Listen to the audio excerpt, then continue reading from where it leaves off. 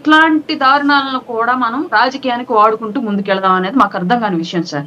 ఇంకోటి ఏంటంటే రాబందుల జాతి అంతరించిపోతున్న జాతుల్లో కలిసిపోయింది అని చెప్పేసి చాలా రోజుల నుంచి ఇది నడుస్తోంది శాస్త్రవేత్తల యొక్క రిజల్ట్స్.